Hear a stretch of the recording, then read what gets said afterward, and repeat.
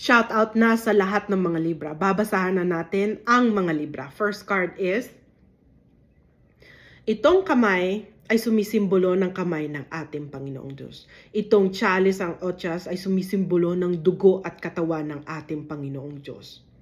Ibig sabihin, pinapatnubayan ka at ginagabayan ka ng ating Panginoong Diyos para matupad mo lahat ng mga pinapangarap mo sa iyong buhay, mga Libra. Sa pangalawang baraha,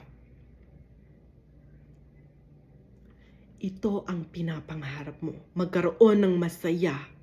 Buo ang pamilya. Nagkakaunawaan ng pagsasama.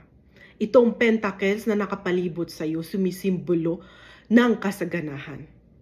Matutupad mo na lahat ng mga pinapangarap mo para sa iyong pamilya. Kaya sinasabi dito, nandito ang Panginoon Diyos.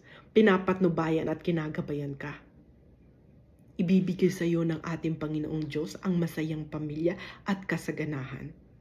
Matutupad mo na ang lahat ng mga pinapangarap mo para sa iyong pamilya, mga Libra. Sa panghuling baraha,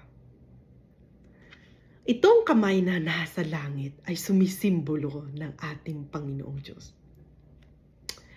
Itong wands na ito ay sumisimbolo ng property, any kind of property, lupa at bahay.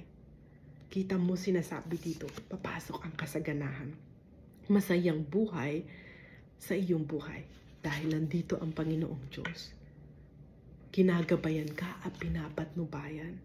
Dahil makakamit mo lahat ng mga pinapangarap mo, any kind of properties, bahay at lupa, mga Libra.